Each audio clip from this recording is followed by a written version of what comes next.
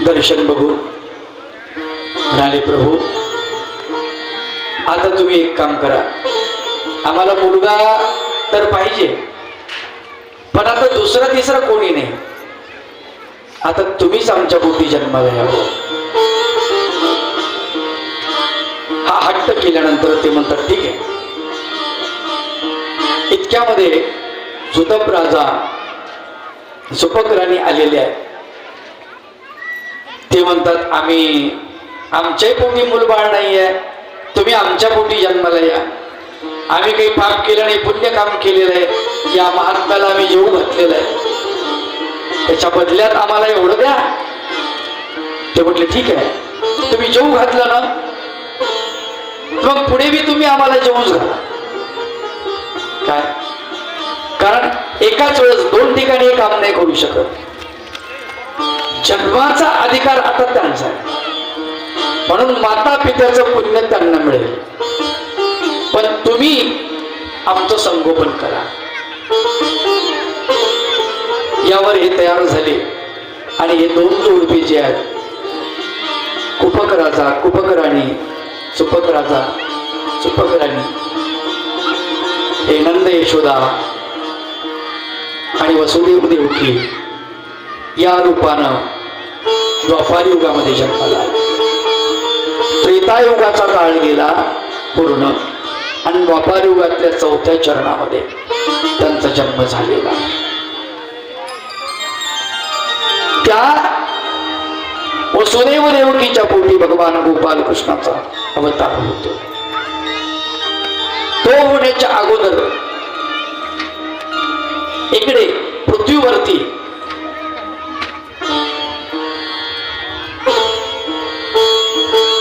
पृथ्वीनं गाईचं रूप धारण केलं आणि ती ब्रह्मदेवाकडे गेली. ब्रह्मदेवा त्राही माम त्राही माम त्राही माम, मला वाचव. ते म्हणाले ठीक आहे, आता चौथं चरण लागलं की परमेश्वराचा अवतार होईल आणि सर्व दृष्टांचं निर्धारण होईल, अशी भविष्यवाणी झाली. इकडे भगवान गोपाल कृष्णाचा जन्म होण्याच्या अगोदर भागवत कथेचा दुसरा एक सुंदर संदर्भ सांगितला जातो. फार गोड संदर्भ सांगतात. वृंदावनामध्ये भक्ती तर खूप आहे, इतकी भक्ती आहे की भक्तीला उचंबळ आलेला आहे. आजही तिथं आपण गेलो, राधे राधे राधे राधे, प्रत्येक माणूस दुसऱ्या माणसाला राधे राधे राधे राधे. आपल्यावर तर काय जोरात चाललंय, असंच आहे. ते गोकुळ, ते मथुरा, ते वृंदावन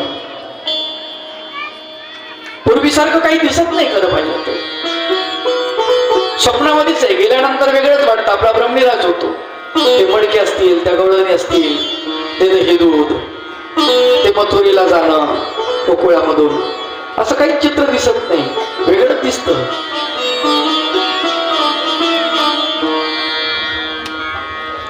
पण असं सांगतात की तिथे भक्ती होती आणि ती रडत होती. नारद मुनीने प्रवेश केला असं म्हणतात वृंदावनामध्ये. नारद मुनी जसे गेले, भक्तीकडे रडताना बघितलं. भक्तीला म्हणाले का रडतेस ग? भक्ती म्हणू काय करू? नारदाच्या पाया पडली. भक्ती म्हणे काय करू? अहो म्हणे माझे 2 मुलं आहेत. तुझे 2 मुलं आहेत? हो. एक ज्ञान आणि दुसरं वैराग्य. मी तर तरुण आहे, पण माझी 2 मुलं बघा म्हणे, हे म्हातारी आहे. खरंच ते 2 जण दाखवले, प्रतीक आहे ही कथा, म्हणजे प्रतीक आहे. ते 2 मुलं दाखवले तर ते म्हातारे वृद्ध असे पडलेले, एकदम अशक्त झालेले. पण हे एक ज्ञान आहे, दुसरं वैराग्य आहे. मुनी कसंही करा, त्या दोघांना उठवावं, या दोघांना जीववा, यांच्याशिवाय मला काही किंमत नाही. आणि खरंच आहे ना, सर्वज्ञ श्री चक्रधर प्रभू म्हणतात की ज्ञान नसेल तर भक्ती काय कामाची आहे? नाही, ज्ञान नसेल तर वैराग्य काय कामाचे? ज्ञाने विन वैराग्य ते काही करावे बापया. होऊ शकते का? बोलू तरी शकतो का आपण? ज्ञानाशिवाय वैराग्य नाही बोलू शकत. ज्ञानाशिवाय भक्ती नाही, कामाचीच नाही, ती अंधभक्ती होऊ शकते. म्हणून भक्ती म्हणते मी तरुण आहे पण माझा उपयोग नाही आहे. लोक भरकटल्यासारखी भक्ती करतायत, कुणाची करतायत, कशीही करतायत, ओंगळवाणी करतायत, कोशाळवाणी करतायत. आणि नुसती भक्ती नसेल, ज्ञान असेल तरी कामाचं नाही ना, नाही का? खूप ज्ञान आहे आणि भक्तीच नाही. भक्ती पूर्ण मन झाले तुझ्या तुझ्यासाठी, भक्ती पूर्ण मन झाले तुझ्या तुझ्यासाठी. श्वास घास श्वास घास रचना स्मरती. भक्ती पूर्ण मन झाले तुझ्या तुझ्यासाठी देवा. भक्ती पूर्ण मन झाले तुझ्या तुझ्यासाठी.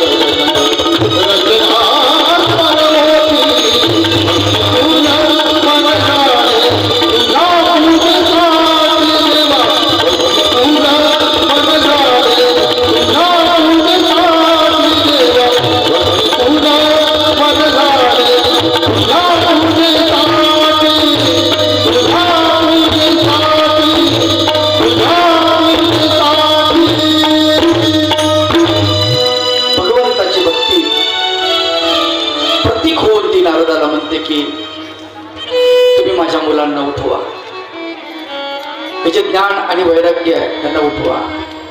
लोक ज्ञानी झाले पाहिजेत. आणि आज सर्वांचा अट्टहास आहे. सर्व धर्मपंथामध्ये आज ज्ञानदानाचं कार्य चालू आहे. कीर्तना, प्रवचनाच्या माध्यमातून, भागवताच्या माध्यमातून, इतर सगळ्या गोष्टीच्या माध्यमातून लोकांच्या गळी ज्ञान उतरलं पाहिजे. ज्ञानरूप भक्ती असली पाहिजे. कारण नुसती भक्ती कामाची नाही आणि नुसतं ज्ञानही कामाचं नाही. भक्ती आणि प्रेम नसेल तर ते कोरडं ज्ञानही कामाचं नाही. संतांनी वर्णन केलं, भक्ती प्रेमाविण ज्ञान नको देवा, अभिमान नित्य नवा तया माझी. प्रेम सुख दे, प्रेम सुख दे, प्रेमाविण नाही समाधान. प्रेमाविण समाधान नाही. भगवंताचं प्रेम असायला पाहिजे आणि त्या भगवंताच्या प्रेमामध्ये डुंबून जायला पाहिजे. पण भगवंताचं प्रेम करत असताना तो भगवंत आहे की नाही हे आपल्याला कळण्यासाठी ज्ञान आहे आणि त्या ज्ञानाची गरज आहे. आणि त्याच पद्धतीचं वैराग्य आमच्यामध्ये असायला पाहिजे. ती फार महत्वाची गोष्ट आहे. आमचे गुरुबंधू गोवर्धनकर बाबा यांनी आवर्जून सांगितले, गोकर्णाचे कसं सांगा बरं का बाबा. बरोबर सांगेन ना. काय माहिती त्यांना गोकर्णाची कथा काय आवडली कशी आवडली त्यांनाच माहिती, पण आहे सुंदर आहे. प्रत्येक भागवतकार सांगतो, सांगत नाही असं नाही. गोकर्णाची कथा ही अशा प्रकारची आहे की भागवत ऐकल्यानंतर गोकर्णाचा जो बंधू असतो धुंदुकारी, या धुंदुकारीला त्या पिशाची योनीतून मुक्तता मिळते आणि तेवढ्यासाठीच ती कथा सांगितल्या जाते. खरं पाहिजे एकाच आई वडिलांच्या संगोपनात ही दोघंही वाढलेली असतात. गोकर्ण पंडितो ज्ञानी भागवतकार म्हणतात, धुंदुकारी महाखल. ते म्हणतात धुंदुकारी मात्र खल आहे, दुष्ट आहे. गंमत असते, प्रपंचामध्ये प्रपंच नावाच्या वृक्षाला जर पुत्र नावाचं फळ नसेल तर तो वृक्ष वांझ दिसतो, चांगला दिसत नाही. जसा वांझ वृक्ष शेतामध्ये शेतकरी ठेवत नाही, तसं वांझ पुरुषाला वांझ स्त्रीला समाजामध्ये ही मान्यता नसते.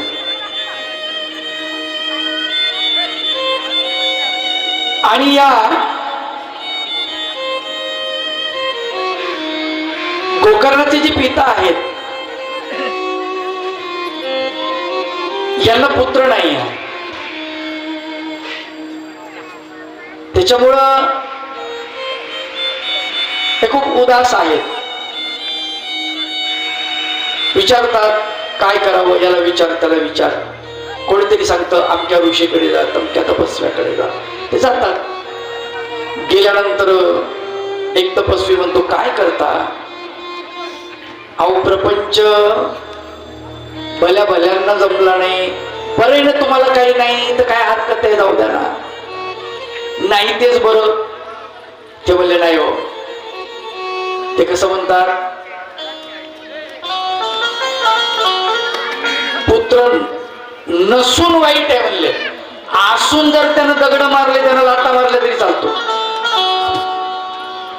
त्यानं त्रास दिला तरी चालतो, म्हटले हाकलून दिलं धरून तरी चालतो. पण असून नसल्यावर लोक म्हणतात नाहीच. ते म्हटले ठीक आहे, काय हरकत नाही.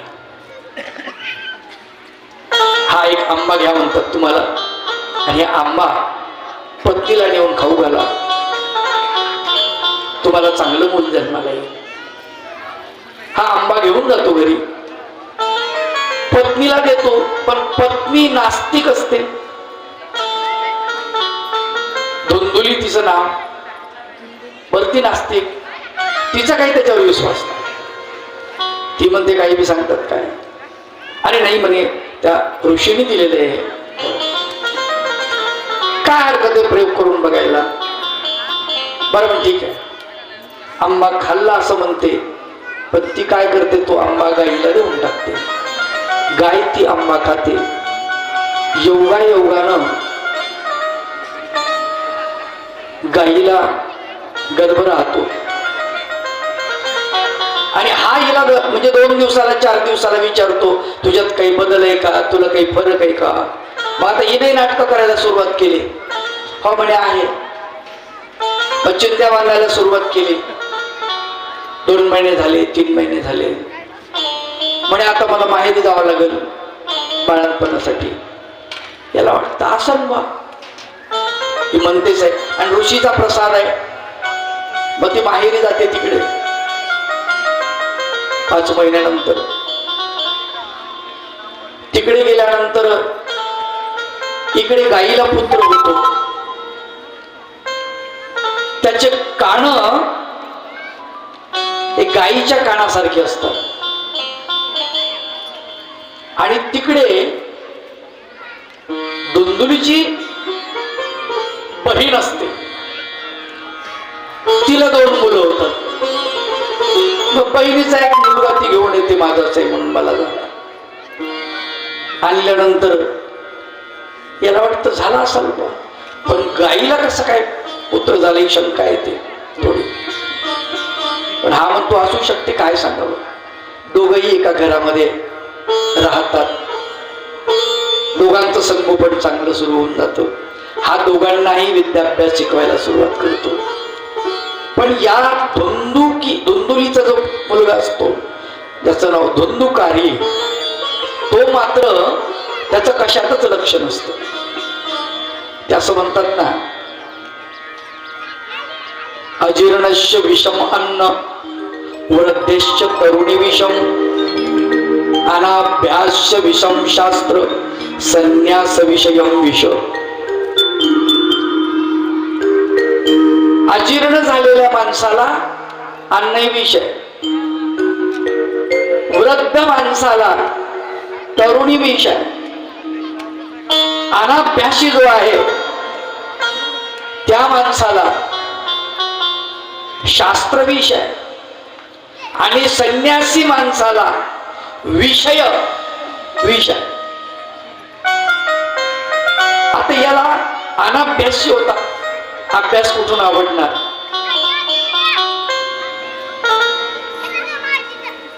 वाईट वळणाला लागला धुंदुकारी.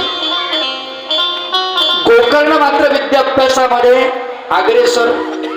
पठण सुरू झालं. सवितृ मंत्र गायत्री छंदामध्ये पाठ व्हायला लागले.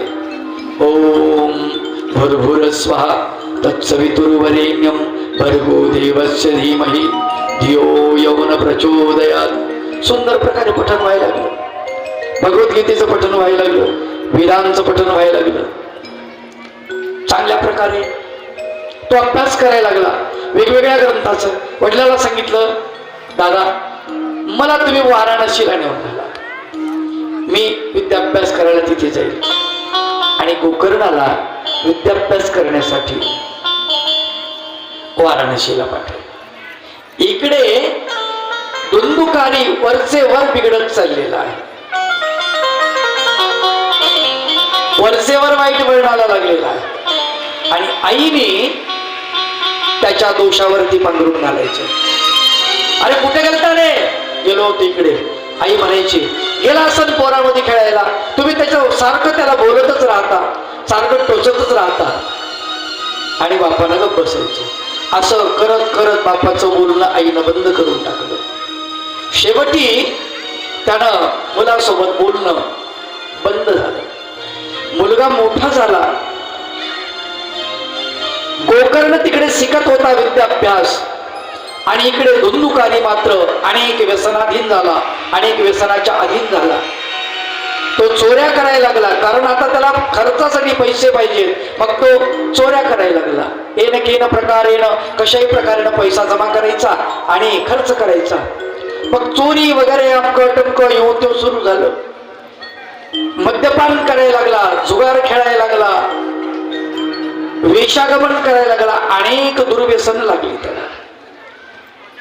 घरामध्ये हे सगळं वातावरण पाहून तो अनुपदेव ब्राह्मण जो आहे, गोकर्णाचा आणि धुंदुकारीचा पिता, तो मात्र खंगणी लागला. त्याची तब्येत घसरली, ढासळली, आणि एक दिवस त्याने आपली इहलोकाची यात्रा संपवली. दुःखामध्येच त्याने आपला देह सोडला. मग आता काय, रान मोकळं झालं याला धुंदुकारीला. घरात बोलणारं कोणी नाही. आई आता बोलायला लागली, पण आता उपयोग नव्हता. अब तीर कमान से छूट गया था. क्या किया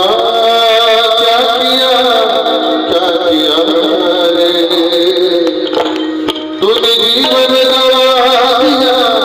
क्या किया रे, जिस माना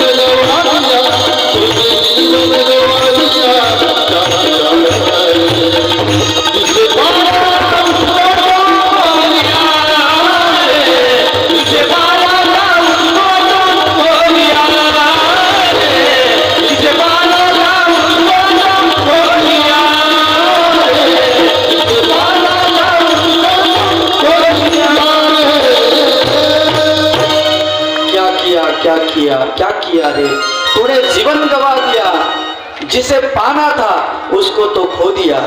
भगवंताला प्राप्त करायला पाहिजे, त्याला तर सोडून दिलं आणि काय केलं, वाटोळ झालं. अब तीर कमान से निकाल चुका था, अभी माता भी कुछ न कर सकी.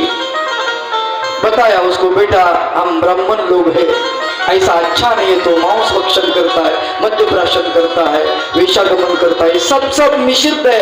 जो जो निषिद्ध काम है वो तो कर रहा है, कैसा होगा. बोले माता जी अब तो नहीं होगा, जो होगा सो देखा जाएगा. पूर्ण वाया गेला, पूर्ण बदल झाला त्याच्यामध्ये. माणसामध्ये बदल व्हायला काही वेळ लागत नाही. अधपतनामध्ये घसरायला त्याला काही वेळ लागत नाही. लक्षात घ्या, वर जर जायचं असेल पर्वतावरती तर खूप कष्ट लागतात, पण पर्वतावरून खाली यायचं असेल तर काहीच कष्ट लागत नाही. समजा एखाद्या पर्वतावरून एखादा दगड जर तुम्ही खाली सोडून दिला, 2 सेकंदामध्ये तो पर्वताच्या पायथ्याला येऊन खाली पडतो.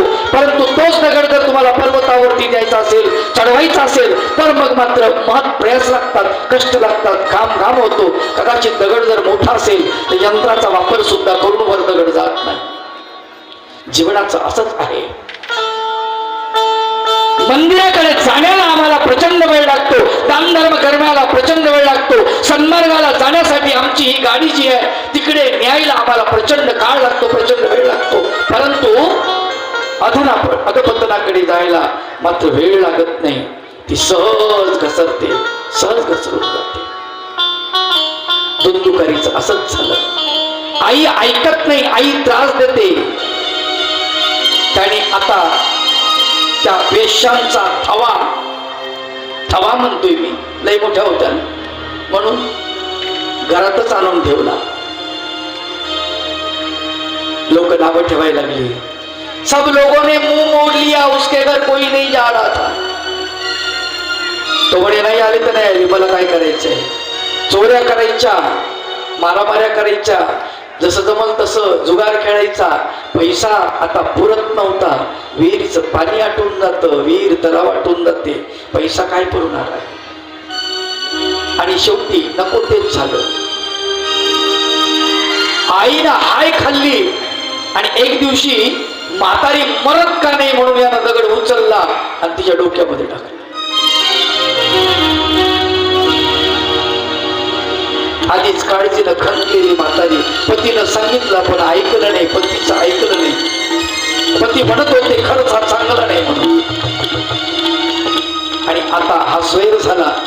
घरामध्ये चोऱ्या मारामाऱ्या करायला लागला. चोरी करताना पकडल्या गेला. घरात आणलेला माल पकडल्यामुळे त्या पेशांनी लगेच तिथून पोबारा काढला, आपण याच्या तावडीत सापडू म्हणून. ते माल घेऊन गेल्या. त्यांना काय पैसा पाहिजे होता, त्याच्याशी त्यांना काहीच घेणं देणं नव्हतं. शेवटी आता काय करावं, याला फासावर लटकवलं. हा मरण पावलेला आहे. असा मरत नाही, जाळलंय, जळत नाही. परेशानी सगळी. भूत योनीला गेला. आणि ही गोष्ट त्याच्या बंधूला गोकर्णाला कळली. गोकर्ण म्हणतो, कोणीतरी जाऊन सांगितले की तुझा बंधू धुंदुकारी असा असा वाह्यात. तो म्हटलं मला माहित होतं, मरण पावला. यानं त्याचं श्राद्ध वगैरे घातलं, तिथे काशीला सगळं केलं. परंतु त्याच्यातून तो मुक्त व्हायला तयार नाही. तो त्याच्या स्वप्नात गेला, म्हणला अरे दादा मी तुझा भाऊ, मला या भूत योनीतून मुक्त कर. तो म्हणला भूत योनीतून तुला मुक्त, अरे तुझं तुम्ही श्राद्ध घातलं, तुझं सगळंच केलं. म्हटले सगळंच केलं ते बरोबर आहे, परंतु मी याच्यातून मी मुक्त होत नाही, काय करू. म्हटले तू विचार याच्यातून मुक्त होण्यासाठी काय उपाय. आणि मग तो आश्रम धुंडाळू लागला, विचारू लागला लोकांना की काय करायला पाहिजे. त्यावेळेस त्याला सांगितलं की तू कृष्ण कथा कर, भागवत कर, भागवत ऐकव. त्या पिशाच्च्या एवढीत असलेल्या धुंदुकारीला तू जर भागवत ऐकवलं तर तो त्या एवढीतून मुक्त होईल, त्या दुःखातून मुक्त होईल. असं सांगतात. तो तिकडून आलेला आहे. आल्यानंतर त्या घराचं कुलूप त्याने तोडलं. आतमध्ये त्या घरामध्ये तो बसलेला आहे. समोर वेळूचं झाड होतं. त्या झाडाच्या बुंद्यामध्ये, वेळूच्या कांडक्यामध्ये तो अडकलेला होता त्याचा आत्मा, असं सांगतात. आणि मग हा दररोज भागवत वाचायचा, सकाळी स्नान करायचा नदीवरती जाऊन, तिकडून येऊन वृत्तिस्थ होऊन ते कथा वाचायचा. कृष्ण कथा वाचत असताना दररोज एक एक गाठ ती फुटत होती आणि तो धुंदुकारी मुक्त होतो. पिशाच यवनीत जाऊन सुद्धा धुंदुकारी त्या यवनीतून मुक्त होतो भागवत ऐकून. तर आपण तर चांगल्या मनुष्य यवनीमध्ये आहोत, आपण का मुक्त होणार नाही? जेवढ्यासाठी खरं तर ही कथा